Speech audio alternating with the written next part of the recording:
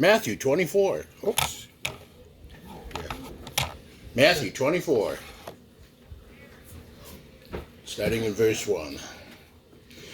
Yeshua went out and departed from the temple, and his disciples came to him for to show him the buildings of the temple. And Yeshua said unto them, See you not all these things? Truly I say unto you, there shall not be left here one stone upon another, that shall not be thrown down. And as he sat upon the Mount of Olives, the disciples came unto him privately, saying, Tell us, when shall these things be? And what shall be the sign of thy coming, and the end of the world? And Yeshua answered and said unto them, Take heed that no man deceive you. For many shall come in my name, saying, I am Messiah, and shall deceive many. And you shall hear of wars and rumors of wars. See that you be not troubled. For all these things must come to pass. But the end is not yet. For nation shall rise against nation, and kingdom against kingdom, and there shall be famines and pestilences and earthquakes in different places, and all these are the beginning of sorrow. Then shall they deliver you up to be afflicted, and shall kill you, and you shall be hated of all nations for my name's sake. And then shall many be offended, and shall betray one another, and shall hate one another. And many false prophets shall rise, and shall deceive many. And because iniquity shall abound, the love of many shall wax cold. But he that shall endure unto the end, the same shall be saved. And this gospel of the kingdom shall be preached in all the world for a witness unto all nations, and then the end come. Now, why did Yeshua give his disciples a prophecy about the end time? What can we learn from it? In Matthew 24, Yeshua speaks of future events. Yeshua prophesies quite clearly the fall of the temple in Jerusalem in Matthew 24, verse 2, that actually happened around 70 AD. And with it came the end of the Jewish era. But he also prophesied the end of the world too. And we would be wise to learn from history. Someone said history is going somewhere. It is not meaningless. It is not random. It is not eternal. There will be an end, just as there is a real beginning. And at the end of it, we shall find Yeshua Messiah. History is, in a real sense, Yeshua's story. He made the world. He came to dwell in it. He will return at the end of history to wind it up. In John chapter 1, verse 1, In the beginning was the Word, and the Word was with Elohim, and the Word was Elohim. The same was in the beginning with Elohim. All things were made by him. Without him was not anything made that was made. In him was life, and the life was the light of men. And the light shines in darkness, and the darkness comprehended it not. There was a man sent from Yahweh, whose name was John. The same came for witness, to bear witness of the light, that all men through him might believe. He was not that light, but was sent to bear witness of that light. That was the true light, which lighteth every man that comes into the world. He was in the world, and the world was made by him, and the world knew him not. He came unto his own, and his own received him not. But as many as received him, to them gave he power to become the sons of Yahweh, even to them that believes on his name, which were born not of blood, nor of the will of the flesh, nor of the will of man, but of Elohim. And the Word was made flesh, and dwelt among us, and we beheld his glory, the glory as of the only begotten of the Father, full of grace and truth. We can learn from history, and we live in the present. But why did Yeshua bother to tell us about the future? First, to warn us so that we are not led astray by false prophets. There has always been a natural tendency for people to be attracted by prophetic utterances about the future. Now, late in the 19th century, in America, there was an enthusiasm for such prophecies predicted the actual date for Messiah's second coming. One such prophet was the Adventist leader William Miller from 1782 to 1849. And it is in his movement that both the Jehovah's Witnesses and the Seventh-day Adventists find their roots. Miller first predicted the Messiah would return on the 21st of March, 1842, but then revised the date to April 3rd, 1843. You might have thought that the movement would have died, but it didn't. Rather, it continued to grow. Miller decided to recalculate his date for the second coming and soon published a new date, April 18th, 1844. When Messiah did not show up on that date, there was again a frustration by some followers that left the Adventist rank. Undeterred by these failures, Miller came up with a third date, the 22nd of October, 1844. As doomsday approached, the Millerites began to prepare. One account notes that the fields were left unharvested. Shops were closed. People quit their jobs, paid their debts, and freely gave away their possessions with no thought of repayment.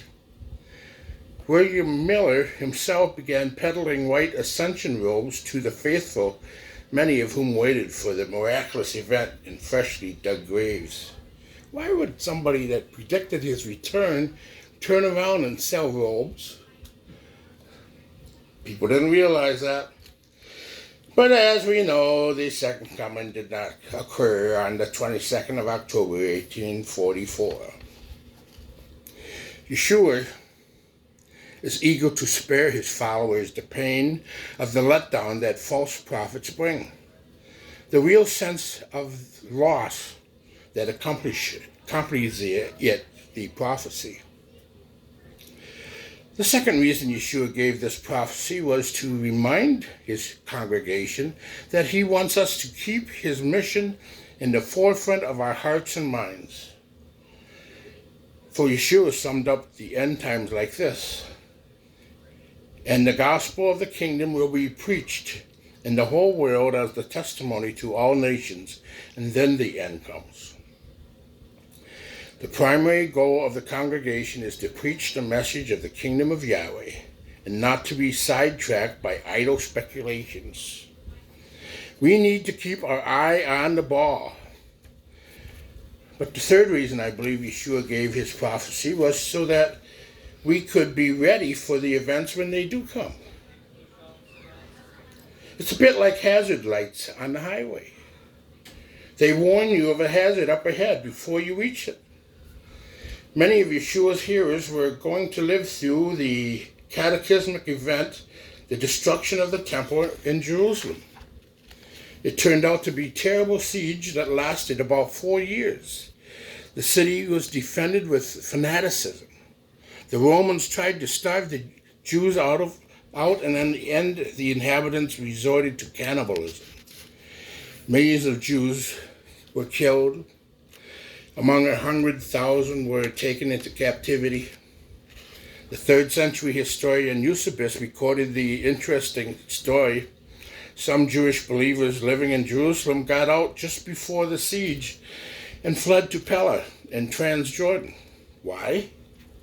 The reason for Eusebius gives is that they left in response to an oracle given by a revelation. Were they simply heeding Yeshua's words? Yeshua gave us prophecy so that we will not be led astray by false prophets. And as we see cataclysmic events around us, It's easy to take our eye off the ball. We are called to preach the gospel of the kingdom and not to be caught up in fairy tales. Martin Luther once reputed to have said, "If I knew Christ was coming tomorrow, I would still plant an apple tree." And finally, we need to be ready for the future. There will be an end to this world. Not by our own doings, but when Yahweh's time is right. We don't need to worry. It is in Yahweh's hands. But the question is, will we be ready for it? Matthew 24:36. But of that day and hour knows no man, no, not even the angels of heaven, but my Father only. He meant that. But as the days of Noah were, so shall also the coming of the Son of Man be. For as in the days that were before the flood, they were eating and drinking, marrying and giving in marriage until the day Noah entered into the ark, and knew not until the flood came and took them all away. So shall also be the coming of the Son of Man be. Then shall two be in the field, one shall be taken and the other left. Two women shall be grinding at the mill, one will be taken, the other left. Watch therefore, for you know not what hour your master does come. But know this, that if the good man of the house had known in what watch the thief would come, he would have watched. He would not have suffered his house to be broken up. Therefore, be you also ready, for in such an hour as you think not, the Son of Man comes. So how should we live in the end times? Therefore keep watch, because you do not know what day your master will come. Matthew 24:42. In the 19th century in America, there was a wave of euthanism, and the prophecies predicted the actual date of Christ's second coming. At the start, I told you about it, an Adventist leader, William Miller. And it's in his movement that both the Seventh Day and the Jehovah's Witness had their roots. Miller first, like I said, Miller first predicted that he would come on March of 42, then he would come and change it over to a different date, to April 18th. Then and when the Messiah did not show up on that date, there were again frustrations. Then they got to 22nd of October. The date was publicized in the Millerite publication, True Midnight Cry. And the third date, surprisingly, rallied his followers. They began to spread the news and the new date of the second coming. An enthusiasm had not been seen before. Churches which did not accept this message were denounced as agents of Babylon and the devil. And despite the opposition from established mainland religious groups, thousands of people, including many clergy, began to defect to the Millerite cult. As doomsday approached, the Millerites began to prepare, just like I said.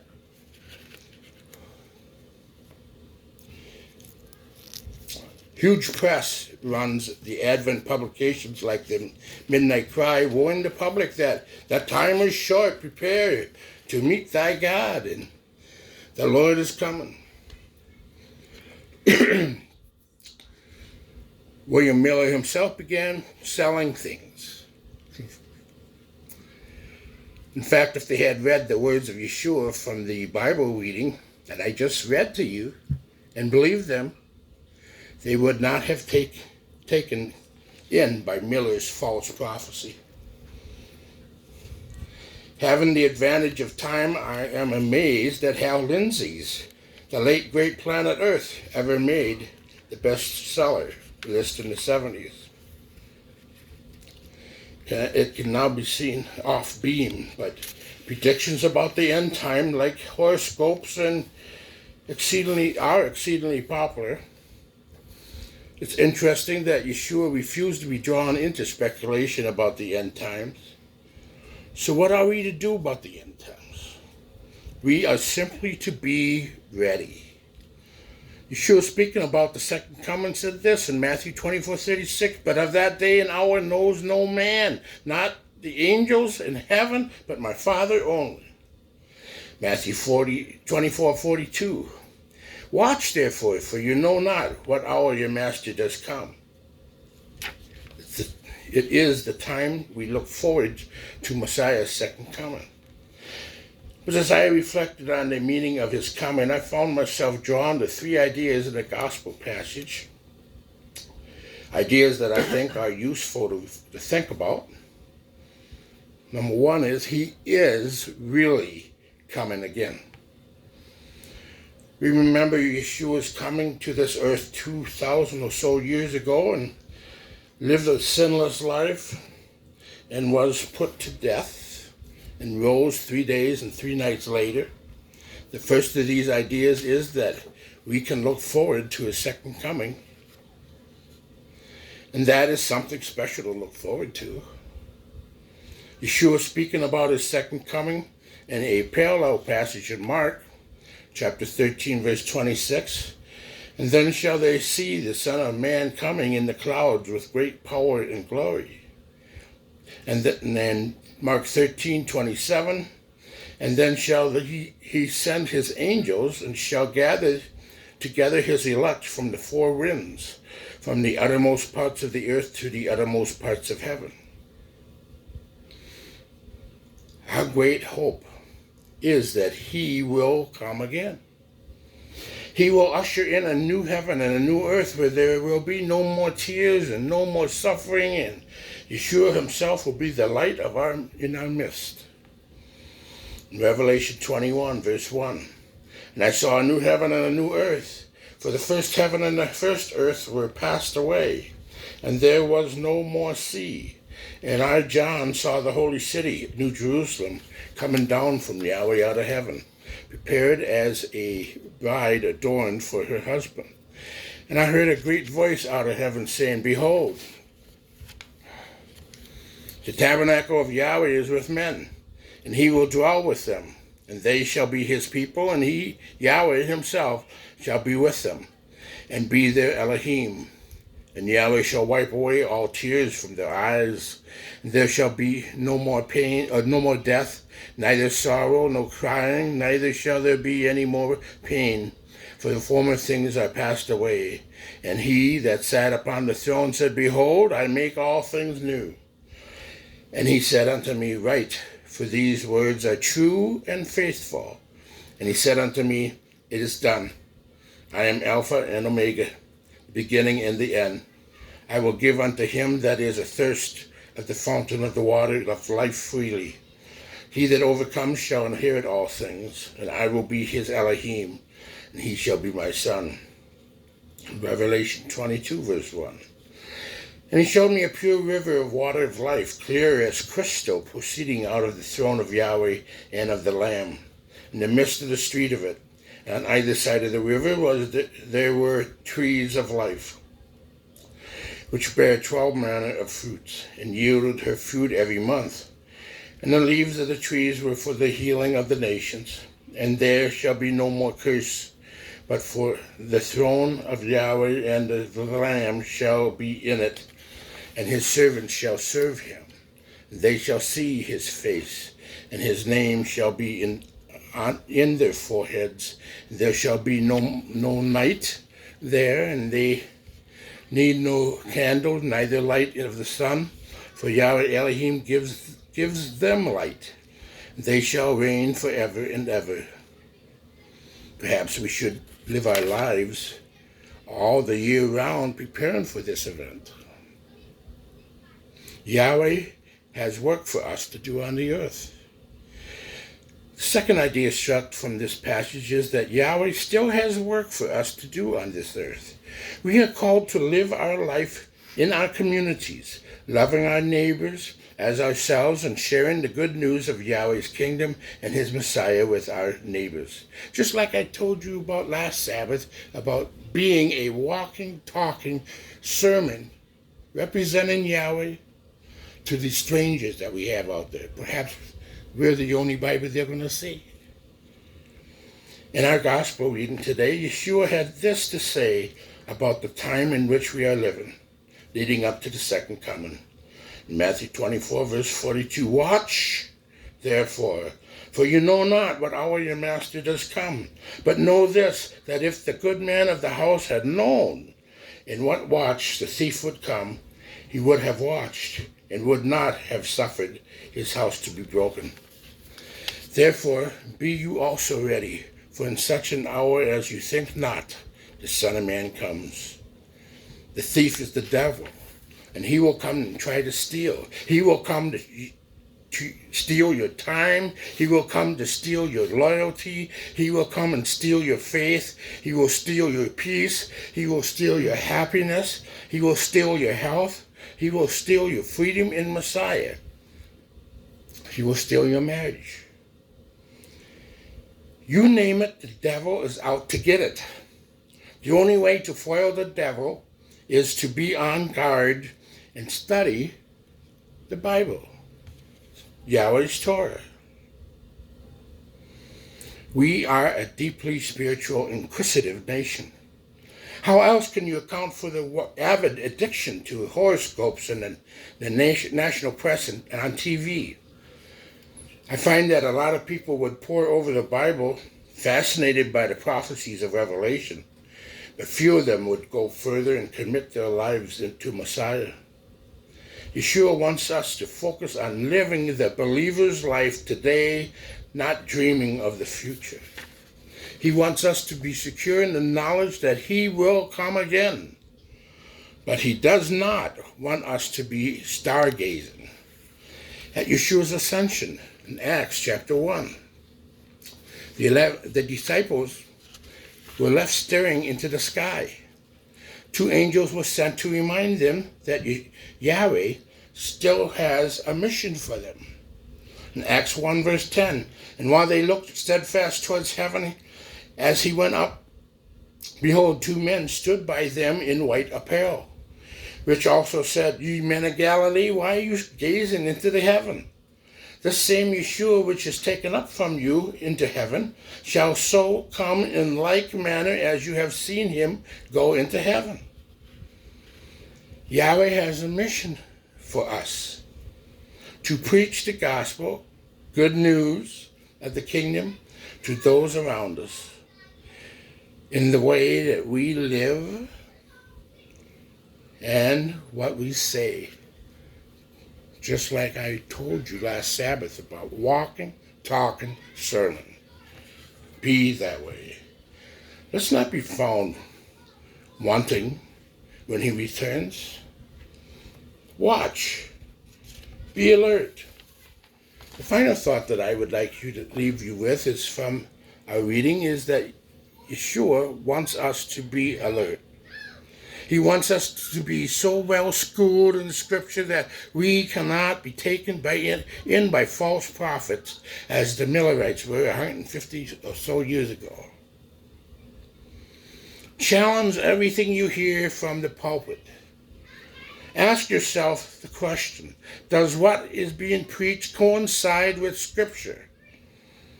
This gospel passage is a challenge to carefully mull over what we hear from our pulpits. Our gospel reading encourages us to know that one day Yeshua will return, that Yeshua wants us to go on living as if he was coming tomorrow, and as they say in the military, be on red alert.